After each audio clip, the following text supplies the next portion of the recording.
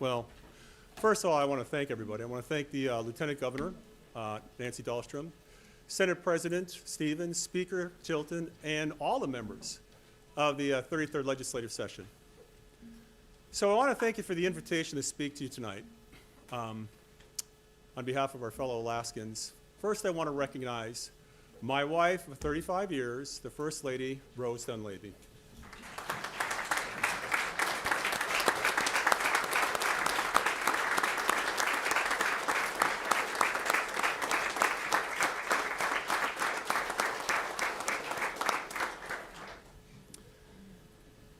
So it would be virtually impossible to do this job without your support, Rose.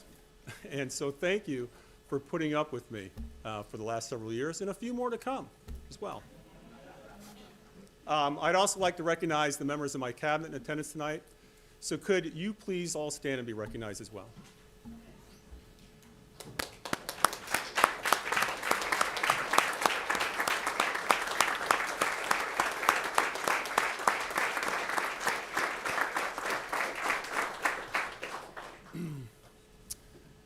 And again, thank you for everything you're doing for the state of Alaska.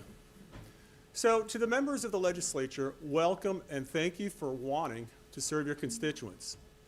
Tonight, as I stand before you and the great people of Alaska, regarding the state of our state, there is much to be thankful for. I'm also optimistic about the start of this session because I believe that what we do now in the next 4 months will set Alaska's course not just for the next 4 years, but for the next 50 years and beyond. We have a chance in this session to change the course of Alaska's history, there's no doubt.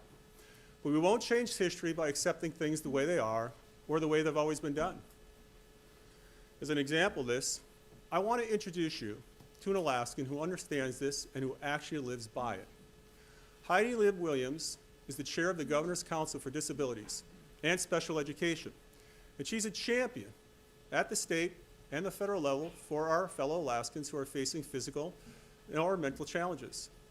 Her work has changed policy, it's changed attitudes, and it's changed laws like the minimum wage exemption that allowed employers to pay smaller wages to Alaskans like Heidi. Her tireless efforts helped us repeal that exemption in a bill last year, and I was proud to sign that bill with her at my side. Heidi is a parent, she's an advocate, she's an entrepreneur, she's an author, she's an artist, and she's an inspiration to me and to all of us. Heidi, could you please stand and be recognized for your public service for the great state of Alaska?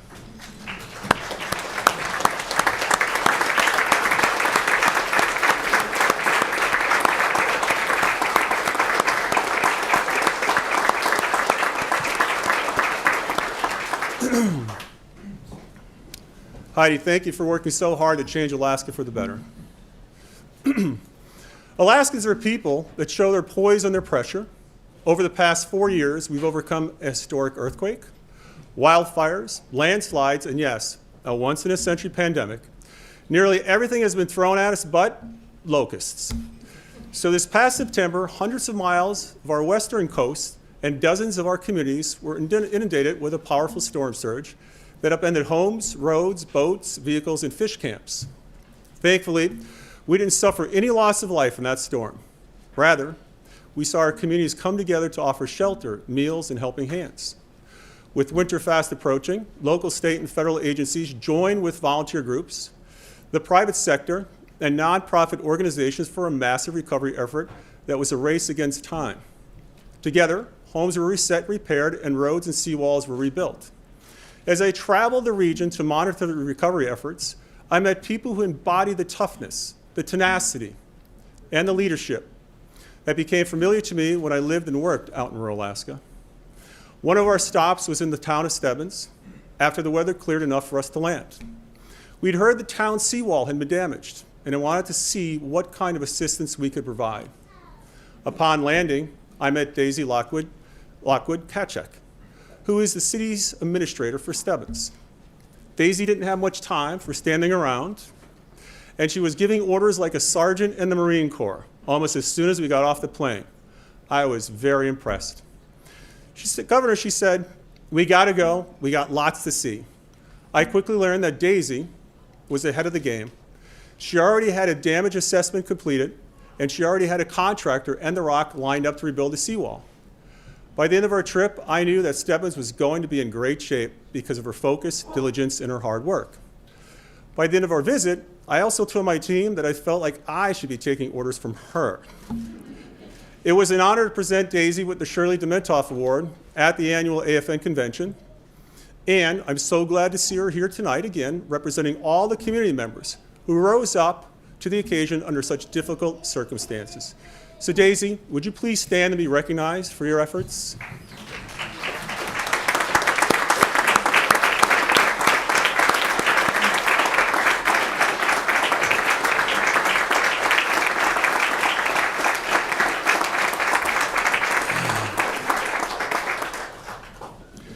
Thank you, Daisy, for answering the call to serve your people and the people of Alaska. So how we answer that call to serve is a question for all of us. I'm optimistic about the next 4 years and the next 50 because of everything we've achieved in the last 4 years to reach this moment in time, despite everything we faced, such as natural disasters, a $1.6 billion deficit, debts and credit downgrades, a record-breaking crime wave, negative $3 barrel oil, and as mentioned, a pandemic, and inflation at a 40-year high. In spite of all that, we're still here, we're still standing, and we're going to be moving forward.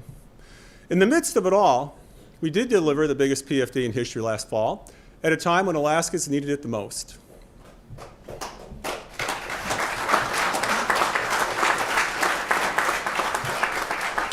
Our credit outlook has improved, and our debts and liabilities are down. Over the past 4 years, most of our agency operating spending is also down. My proposed budget for operating spending next year is nearly 4% lower than the one I inherited in 2019. In my second year, the pandemic descended upon Alaska.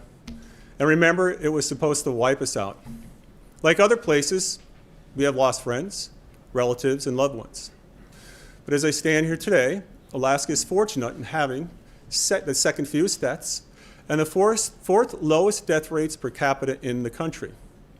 While this is not something to celebrate, it is something to keep in perspective. We had the best survival rate in the country, and at the same time, we kept our industries running. We respected local control and individual freedom. We fought back and won against vaccine mandates and federal overreach. While battling the pandemic and the associated chaos, we kept the state moving forward. We also worked with the university to fund the world-class research that it does best, such as unmanned aircraft, heavy and viscous oil, critical minerals, hydrogen, micronuclear power, and mariculture. We did stabilize the ferry system with forward funding and making it sustainable with a dedicated fund that's not subject to the annual sweep.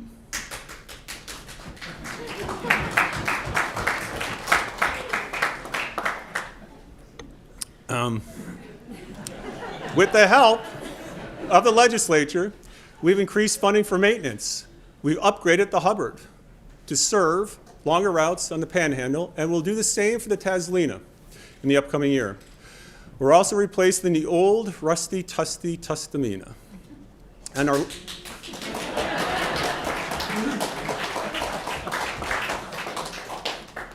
I think we need to get the representative a free pass for the next year or two. And our largest ferry, the Columbia, will be back serving Alaska beginning in February. Thanks to bipartisan support from 41 legislators, another accomplishment that gives me great optimism for the future was the passage of the Alaska Reads Act last session. For the first time, we have an education policy that demands accountability, that sets benchmarks, that provides the tools our school districts and our teachers need to set our students on a course for success in life. No longer will we measure achievements in education simply by how much we're spending. We'll measure achievements by how well our kids are performing.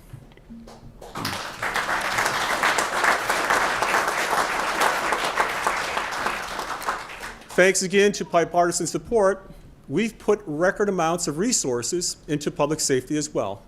And we've grown our ranks of state troopers and village public safety officers.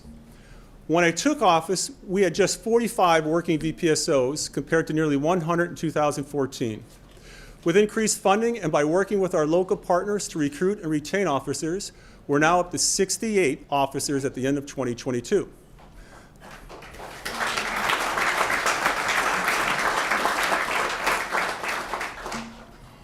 We all know that being a public safety officer is a difficult job, but we're grateful for the individuals who step up to do it for us. One of those hardworking individuals was supposed to be here tonight, but there was a bit of a snafu with his flight. In any event, I want to recognize Sergeant Carlos Julian Navarro. He was hired by Quirk Incorporated in 2009 to serve the community of Gullivan as a VPSO. For the past 13 years, Sergeant Navarro has served his community with a calm and quiet presence as he's taken on bootleggers and drug traffickers and worked with our state troopers to hold offenders accountable. Back in 2015, he also saved the life of a 4-month-old child in distress by performing CPR for over 2 hours while waiting for a medevac flight to arrive from Anchorage. His actions helped protect lives once again this past fall as the remains of Typhoon Merbok approached the coast. He ensured the community was prepared and elders were sheltered. He helped keep the power on and worked around the clock before and after the storm to meet everyone's needs for food and water.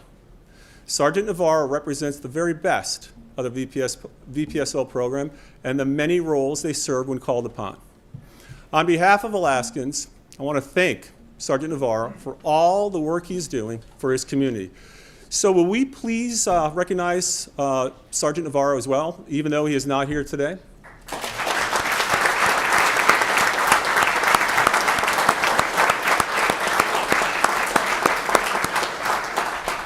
Again, thank you, Sergeant, for everything you do. Our investments in protecting Alaskans have absolutely shown results. Alaska is safer today than it was 4 years ago. Thanks to the work of our men and women in law enforcement and the resources and the policies we've put in place, our crime rate in 2021 declined to a 41-year low, just 4 years after it reached a 19-year high in 2017. This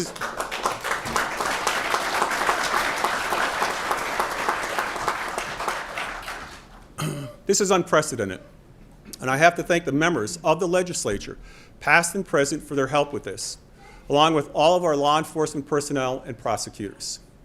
This is why policy matters. Over the past 5 years, we've cleared the historic sexual assault kit backlog and are currently collecting ODNA, and this evidence has resulted in indictments as we pursue justice for victims. We've also put policies in place to make sure these backlogs never happen again. To be clear, we're all well aware that there is more to do to protect Alaskans, no matter who they are or where they live. We did take a major step to protect Alaskans last year when we reformed our outdated consent law. Prior to this bill's passage, as hard as it is to believe, in the state of Alaska, under Alaska law, the onus was on the victim to physically resist the perpetrator. As we know, when such crimes are being committed, physically resisting isn't always possible. And as all of us know, no should mean no.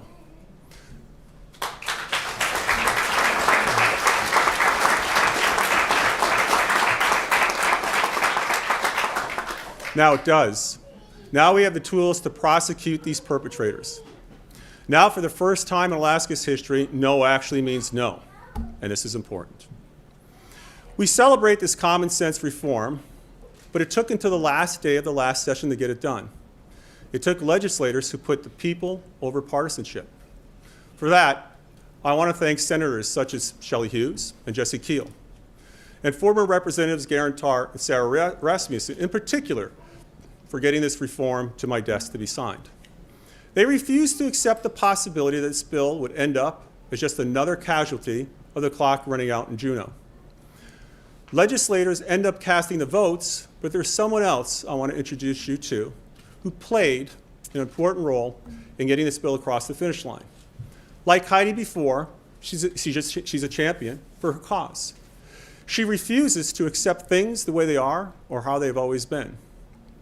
Katie Botts is here tonight. And I want to personally thank her on behalf of all Alaskans and every survivor that may feel like they don't have a voice, or worse, that they're not being heard. In spite of the pain it brought to her, Katie raised her voice. Katie believed that speaking up would help keep others from experiencing what she's gone through, and that speaking up would ensure that justice would be served on those who victimize others. In the end, we almost let her down when the passage of that bill was in jeopardy. Thankfully, we didn't. And I want to read you something she wrote in letters to newspapers after the bill passed, and I quote, "I'm feeling more positive now, and I believe that one person can actually help make a difference after all." Katie, I'm here to let you know that you did make a difference. You demonstrated that one person can, in fact, make a difference. And I want to thank you for not giving up. Thank you for reminding us why we're here.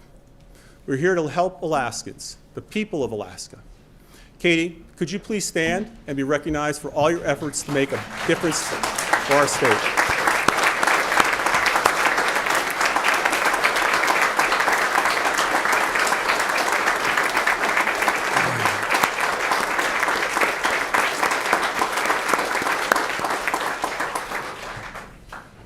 Thank you again, Katie, for your courage and your dedication.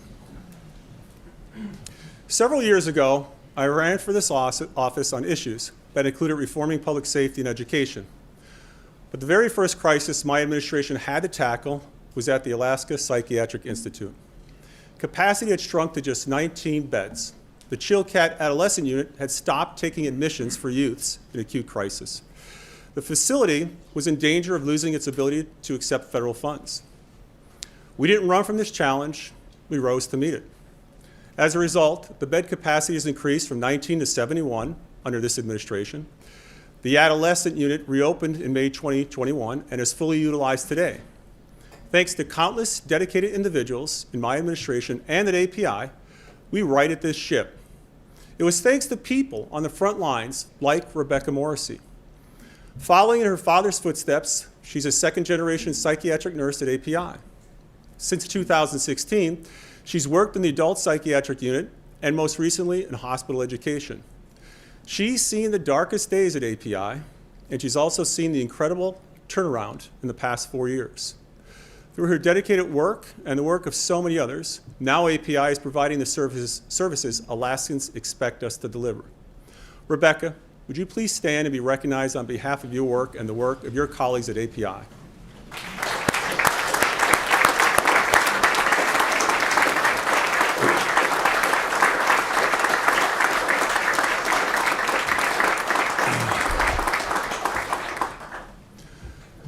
Thank you again, Rebecca, for all you do for the people of Alaska. The turnaround at API is an example of what's possible when we focus on making government work. It proves we can fix broken systems rather than just accept the status quo. This is why I'm optimistic. This is why I believe we can get things done this year. To fulfill our destiny as a state, one challenge we must overcome is the way we're perceived by some outside interests. In many respects, we've been stereotyped as a land of fish and igloos, frigid temperatures, and fat bears. We're a place everyone wants to visit and a good place to shoot a reality show, and that's fine. However, when it comes to policies impacting Alaska, all too often, these perceptions, misconceptions, and stereotypes can do real harm to Alaska and our future. 64 years after we joined the Union, Alaska is still fighting for its right to be treated as a sovereign by the federal government that's on equal footing with the other states. For example, the Biden administration, through executive orders over the past 2 years, has restricted Alaska's ability to capitalize on the resources within our borders. No less than 41 executive actions, 41, have been taken by the current administration to strangle Alaska's promises of statehood.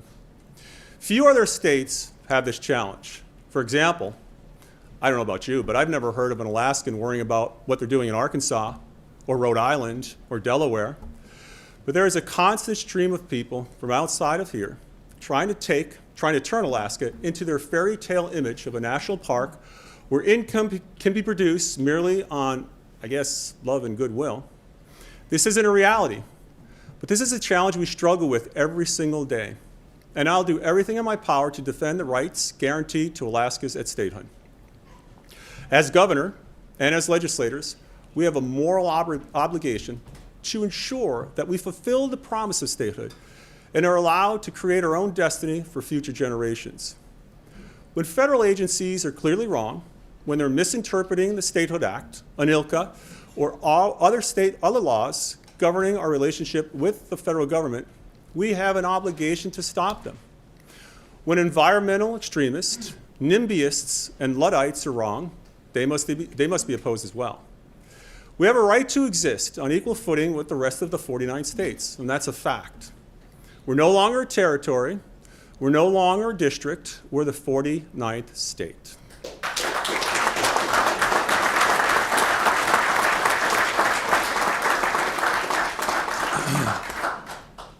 We won't accept that we're second rate, that we're just a piece of the park system, that we're just a billionaire's playground set up for glamping for a couple weeks and then take off for Davos in our private jets.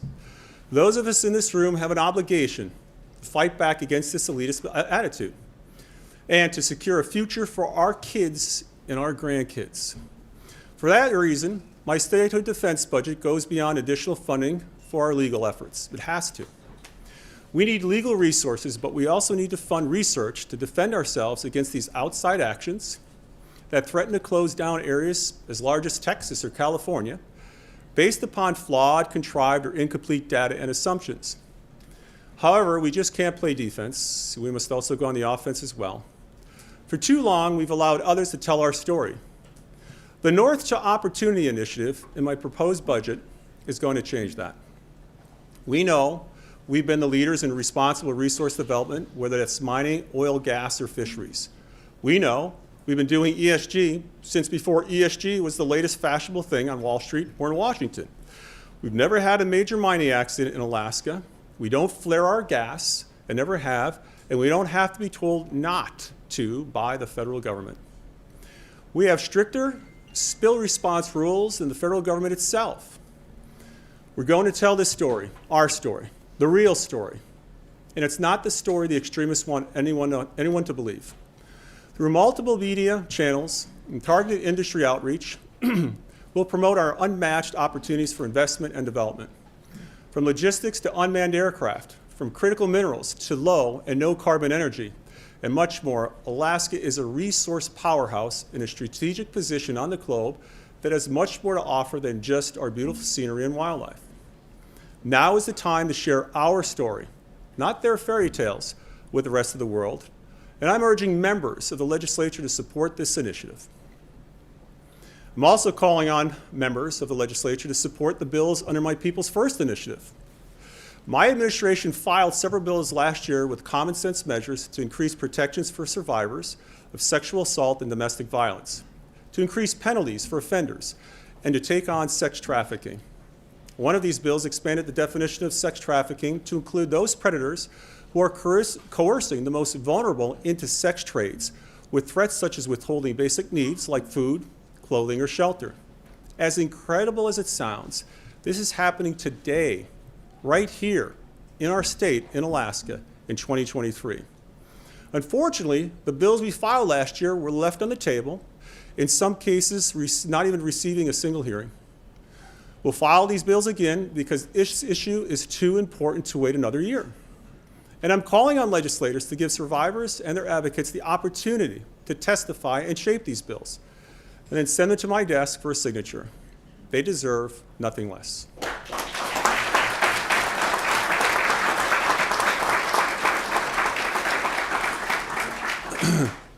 Protecting public safety, protecting our most vulnerable, is the most important job for any elected official. Bringing an end to the scourge of sexual assault and domestic violence is a moral imperative, but unfortunately, the issue of fentanyl is also a pressing issue which we must address. As I announced in October, I'll be introducing legislation that declares war on those who are recklessly dealing fentanyl and fentanyl-laced drugs in our communities. This drug is not your grandparents' marijuana. This drug, taken in the smallest amounts, knowingly or unknowingly, can cause death in a matter of moments. Last year, law enforcement seized 13.4 million potentially fatal doses of fentanyl here in Alaska. That's enough to kill the entire population of Alaska 18 times over. And I'm thankful to our local, state, and federal drug enforcement officers who no doubt saved countless Alaskan lives through these efforts. Tragically, though, we've lost too many Alaskans to this deadly poison that has killed hundreds of thousands of Americans in the past few years. The morally bankrupt who are peddling drugs know that death is a possibility, and they don't give a rip. So we're putting them on notice tonight. I'll introduce legislation to increase the penalty for a dealer who sells poison that results in the death of anyone. Right now, under current law, this act can only be charged as manslaughter with a maximum sentence of just 20 years. Under my legislation, we'll increase this penalty to second-degree murder with a sentence of up to 99 years. These people deserve nothing less. For those individuals who couldn't care less about human life, you aren't just gambling with the lives of others when you peddle this poison, you're gambling with your own life. We're going to lock you up, and we're going to throw away the key. We're not going to let you keep killing Alaskans and tearing families apart. And we'll be relentless in the pursuit of justice.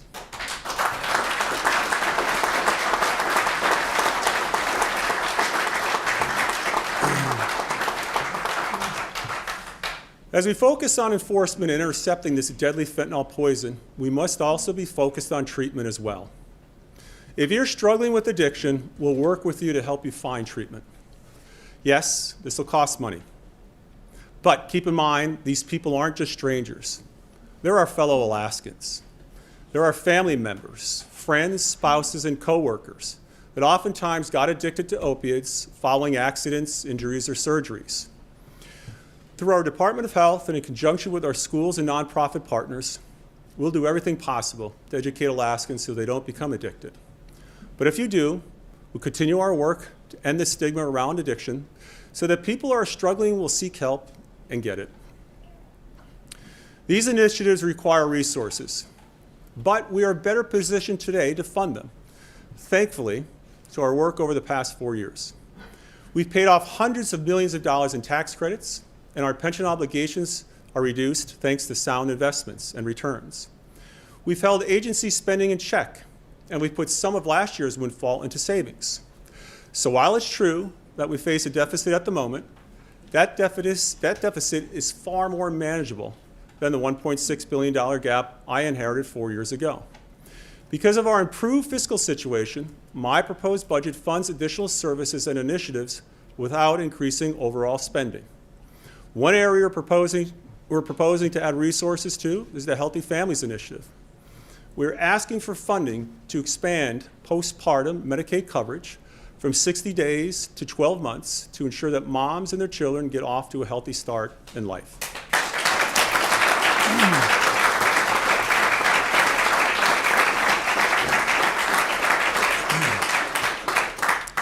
The initiative will also fund recruitment and retention of the healthcare professionals we need to fill the 5,000 jobs that will be required over the next 10 years. The Healthy Families Initiative will also add support to our efforts to battle tuberculosis. We have the highest rate in the country at nearly 3 times the national average. This problem dates back more than a century, and 70% of our TB cases afflict our native fellow Alaskans.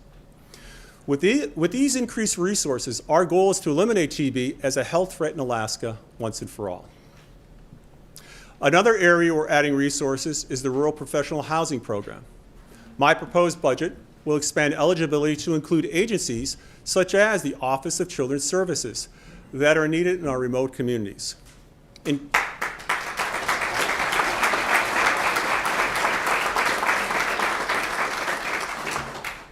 In keeping with our efforts to be prepared for anything, I'm also proposing to expand our state defense force, whose members proved to be a critical asset in our storm response and recovery last fall.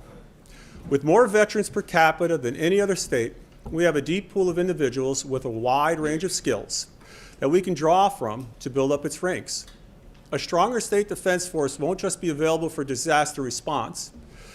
Its members might also deploy to help run a power plant or provide tech support or operate heavy equipment, whatever the need may be. A stronger state defense force will build a more secure and more independent Alaska, and I'm looking forward to working with legislators to support this proposal.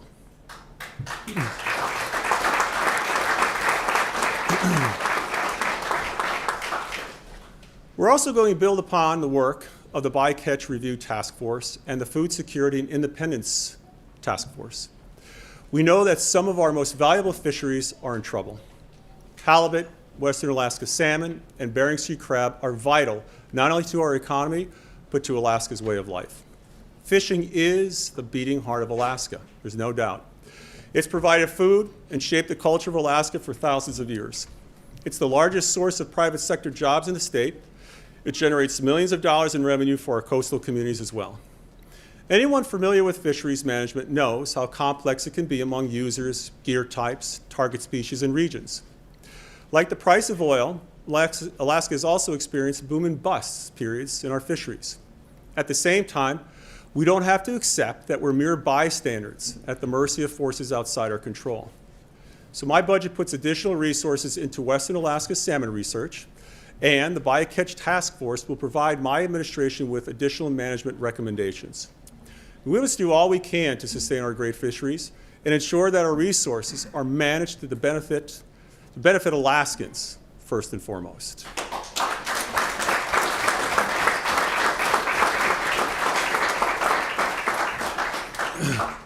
These fisheries are also a major source of food security, and the Food Security Task Force is wrapping up its work now. As I await its final report and recommendations, we're acting this year to invest in our existing producers. In the Delta region, we're expanding and upgrading access to three-phase power that will lower the cost to farmers and increase yields. At our corrections facility at Point Mac, we're going to invest in equipment to process and flash freeze the hundreds of thousands of pounds of produce grown every year that supplies the correction system. Once this facility is up and running, we'll make it available to our local farmers who currently lack access to processing and preservation equipment. Equipment like vegetable washers and flash freezers will also allow farmers to both add value and make their Alaska-grown products available year-round. My administration will also continue to support the mariculture industry that's been growing exponentially. We have the fastest permitting process in the country, if not the world, and people are starting to take notice. Acres under production or in the application process are up more than 1,100% from 2016 to 2022. State, federal, and EVOS funds directed to mariculture initiatives and grants in just the past 2 years total more than $93 million. Our work to increase our food security and build independence through economic development is just getting started. I'm optimistic about the bipartisan support for these initiatives and the ideas and enthusiasm from our stakeholders. My vision for the next 4 years is to build momentum for food security and independence that's unstoppable.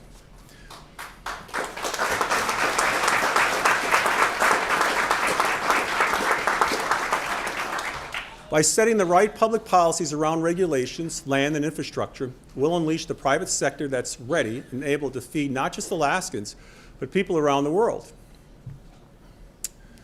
We're also blessed with the resources of today, but we also are blessed with the resources of tomorrow. We'll continue to lead in the production of oil, of natural gas, of conventional and critical minerals.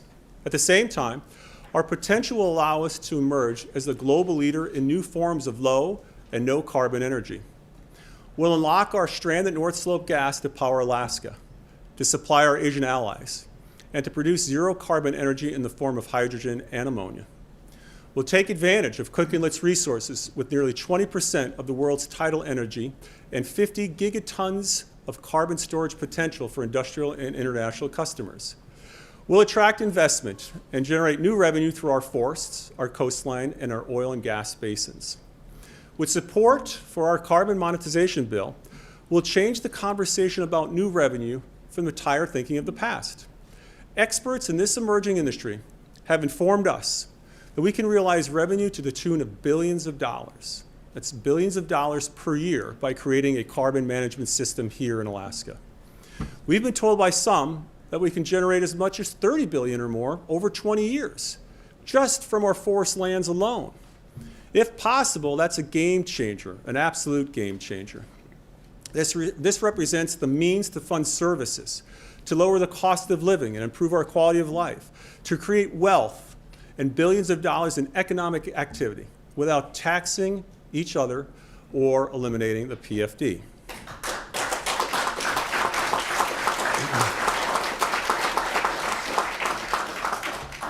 As we look to the future, we'll tap into new markets for our resources, we'll responsibly develop them, and we'll remain the good stewards of our environment that we've always been. We'll be a hub for energy, for logistics, for Arctic shipping, for unmanned aircraft, and for national defense. We'll be a leader in renewable and nuclear energy as well. We must create an Alaska for the next generation. It was often said by our parents that they wanted to pass on to the next generation, us, a better country, a better Alaska. Well, tonight, we have a pair of young Alaskans here in the room who represent that next generation. They won't be voting for any of us anytime soon, but we work for them just the same. I want you to meet Elijah Moses and Francis Joe Pukatuck. Elijah is...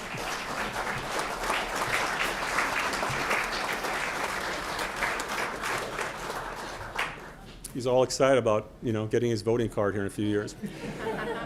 Elijah's 2, Francine Joe is just 3 months old. And we owe it to Josiah and Flora, and parents like them across Alaska, to build a state that works for them and works for their children. We owe it to future generations to measure our actions today against what it will mean tomorrow for little Alaskans like Elijah and Francine. Elijah and Francine are probably too young to remember this night, but eventually they'll be old enough to remember what we did from this point forward.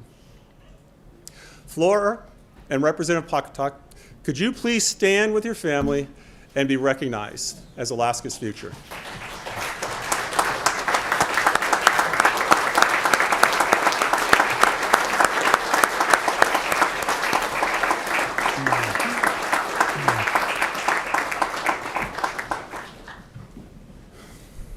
To the members of the 33rd Legislature, will you please join with me in committing to do everything we can to make Alaska the best possible place for families like the Pukatucks and for young kids, young children like Elijah and Francine, and for all the Alaskans we work for. This is important. To the Pukatucks, I want to thank you again for being here tonight and representing the Alaskas for today and the Alaskans for tomorrow. When I look around this room, I see folks who are just beginning their time in office. And I see others, like me, who are getting closer to the end with every passing day. Whether we have a lot of days left to do what's best for Alaska, or just a few, the question for all of us is how are we going to use that time? Our history is always being written, including right now as I speak.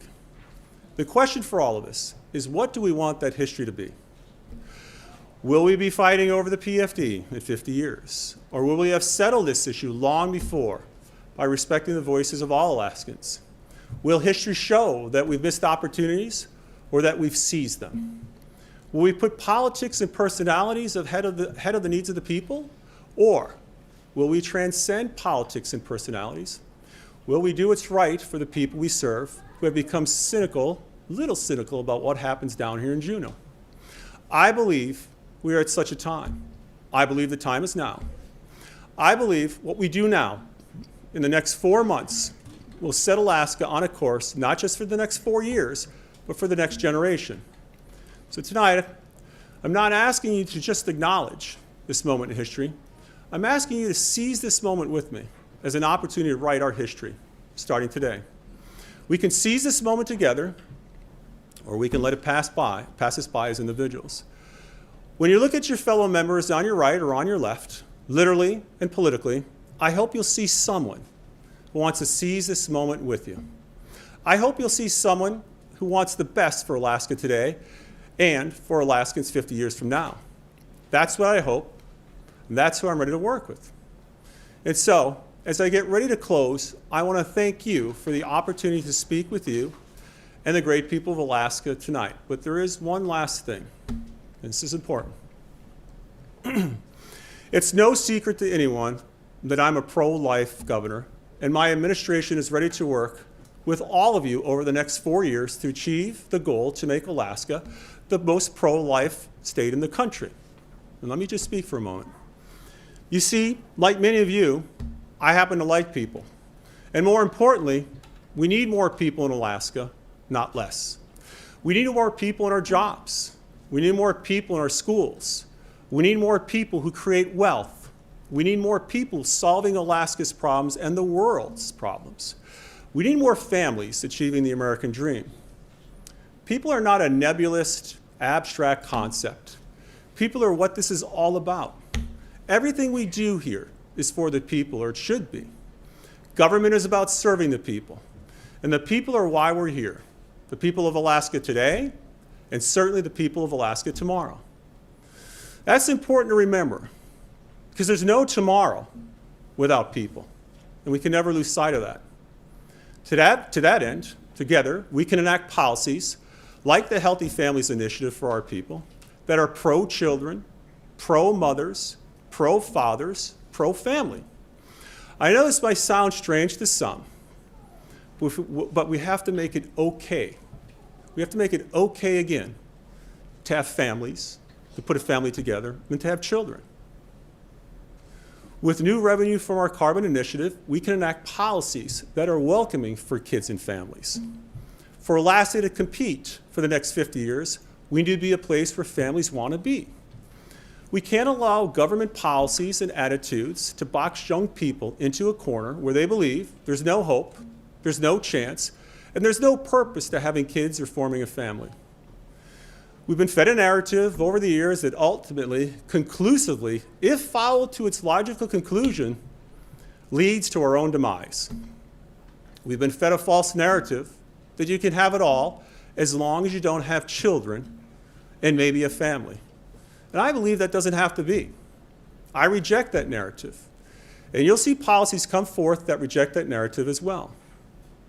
Kids give us hope. They are the future. They give us something to live for beyond ourselves. Kids are a blessing, and they shouldn't be viewed as a burden. But we all have to accept that raising a family today is more challenging than when many of us were growing up. In the past couple of years, it's become even more challenging. With inflation rising faster than wages, the cost of housing, food and energy are making people think twice about growing their family or even starting one. Our policy should not be a disincentive to forming families and having children. But if we're successful at our jobs, if we do what we're here to do, we're going to enact policies that reduce the cost of living in Alaska and make it affordable to raise a family and have children. Together, we'll improve our healthcare options for children and for families. Together, we'll enact policies to spur economic development and create jobs with wages that can support a family. Through the actions we'll take together, when people ask which of the 50 states values children and families the most, from the moment of conception on, I hope they say Alaska. When people look for the safest place to raise a family, I hope they'll say Alaska. When people look for the best educational system for their family, I hope they'll say Alaska. And when people are looking for affordable housing, I hope it's Alaska where they find it. When people are looking for economic opportunity, again, I hope it's Alaska. And where people are looking for the best quality of life, I hope they'll say it's Alaska. That's my goal, and I hope it's your goal as well. If it isn't, then what's the point? Why are we here? I believe we're here to achieve this goal. So let's get started turning this goal into a reality now and for the next 50 years and beyond. If this is truly about our children, then it really needs to be about children. Supporting children, valuing families, and valuing each individual life. If it's all of that, then every decision we make should be about supporting the next generation. I want to thank all of you. I want to God bless all of you, and God bless the great state of Alaska. Thank you.